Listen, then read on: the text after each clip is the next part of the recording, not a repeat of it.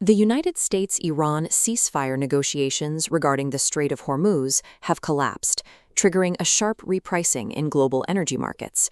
Brent crude oil futures have spiked, approaching $105 per barrel. For emerging market equities, this sudden escalation rapidly increases the geopolitical risk premium attached to economies that rely heavily on energy imports. We can already measure the transmission of this panic into the Indian market through offshore derivatives. In early morning trading, the Bank Nifty, a reliable benchmark proxy for the National Stock Exchange Open, plunged by over 200 points.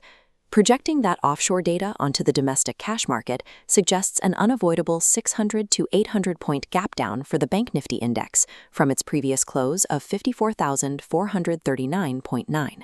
Financial stocks are high beta assets. Their valuations are tethered to the cost of capital, making the Bank Nifty uniquely sensitive to external shocks that threaten domestic liquidity. To formulate a response, we need to trace the transmission mechanism, mapping how a disruption in the Strait of Hormuz moves through India's financial architecture to dictate an optimized trading strategy. The opening bell on May 12th represents an instantaneous pricing in of global macroeconomic escalation. India's economy is structurally reliant on imported energy. Meeting domestic demand requires a constant flow of foreign crude, making the macroeconomic baseline sensitive to global supply constraints. Crude oil at $105 per barrel creates immediate imported inflationary pressures, while simultaneously widening the national current account deficit. The currency markets reflect this vulnerability. Under intense pressure, the Indian rupee recently suffered a severe single-day slide, hitting a record closing low of 95.31 against the US dollar.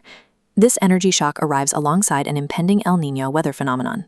Rising industrial feedstock costs will likely combine with temperature-related food inflation to create a dual-pronged threat to the consumer price index. This models the compounding effect. Forecasters project the energy shock and El Niño will drive inflation to 5.6% through FY27. Consequently, the Reserve Bank is expected to execute rate hikes, pushing the terminal repo rate to 5.75% by early 2027. A 5.75% repo rate acts as a direct compressive force on the balance sheets of the institutions comprising the Bank Nifty. As the RBI tightens systemic liquidity, commercial banks must intensify competition for retail deposits. This accelerates the cost of funds at the exact moment that higher interest rates suppress loan demand.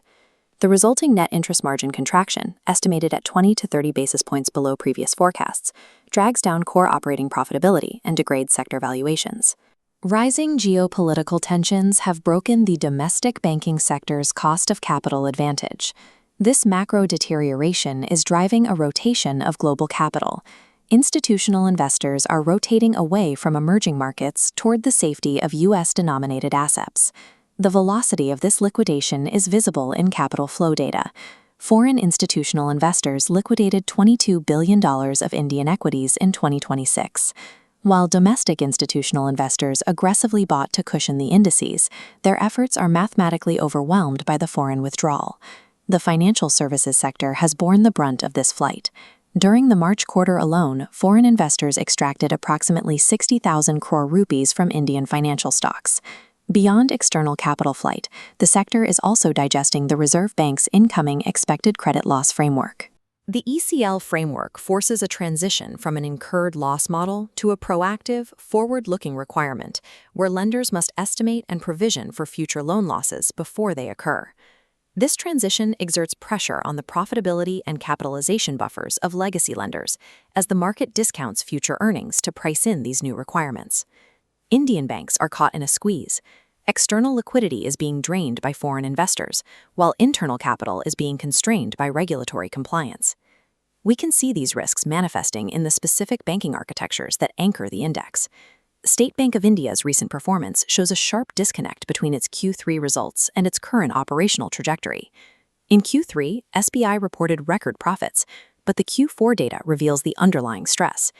Net interest margins have collapsed as the rising cost of retail deposits unmatched by loan yield expansion. The market response was a 10% stock plunge over 2 consecutive sessions, wiping out 44,000 crore rupees in market capitalization. HDFC Bank presents a different challenge. While its core fundamentals and profit growth remain stable, the stock is struggling with a massive supply overhang. During the March quarter, HDFC Bank suffered a 35,000 crore rupee liquidation from foreign institutional investors. That liquidation reduced foreign holdings to 44%. This supply overhang acts as a constant weight on the stock's upside potential, regardless of operational stability. Under conditions of global risk aversion, operational stability does not protect heavyweight components from systemic capital flight. The technical architecture of the Bank Nifty at the 54,439 spot level is definitively bearish, trading systematically below its major short to medium duration moving averages. This daily candlestick chart illustrates the raw strength of the trend.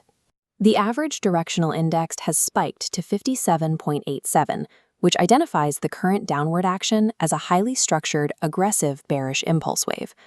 However, the derivatives order book for the May 26 options chain contains a significant pricing anomaly that complicates any straightforward trade.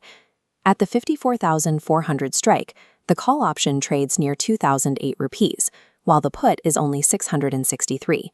This distortion is caused by the underlying futures contract, which trades in a 1,749-point contango. The futures curve sits significantly higher than the cash spot index. Options derive their value from the forward futures price.